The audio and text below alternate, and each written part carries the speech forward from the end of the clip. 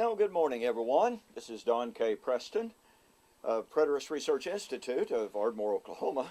Welcome to my morning musings as I wake up to a good cup of coffee and just share a little bit with you about my journey to the full preterist view.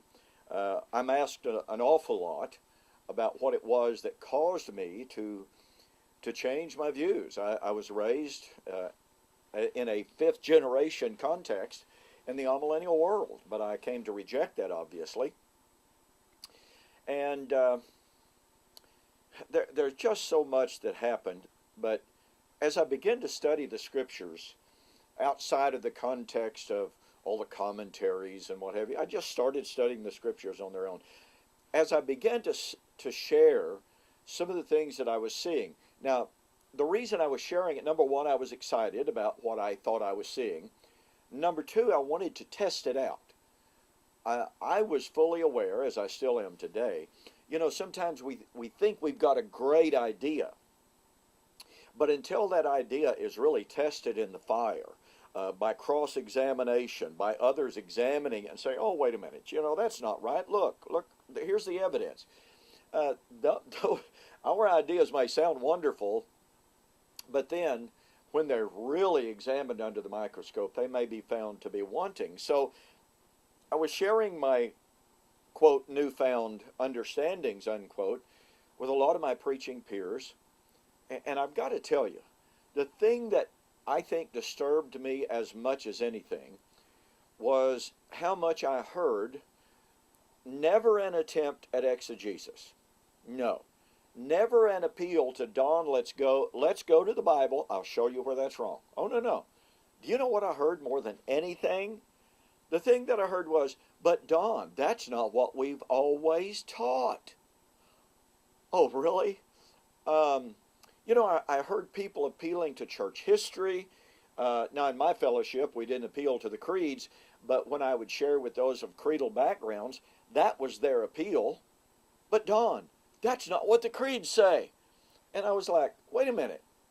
Okay, it's not in the creeds, and okay, it's not what my church has always taught, but wait a minute.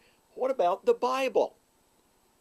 And I had a few people say, well, Don, Paul said in 2 Thessalonians chapter 2 that you must honor the traditions that we have handed down. And they say, see, we've got to honor tradition. And of course, the obvious fallacy to that is Paul was delivering inspired revelation. He wasn't just handing down, quote, church tradition.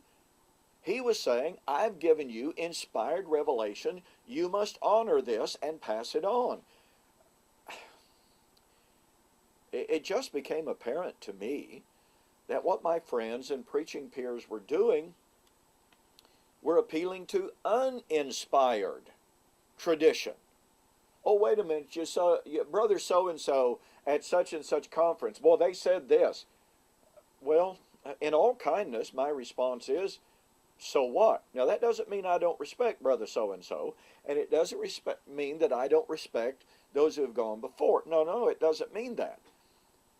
But when I can read on the pages of Scripture an absolute, overt, clear-cut, unambiguous, explicit contradiction of what Brother X or Creed X or whatever is saying, you know what?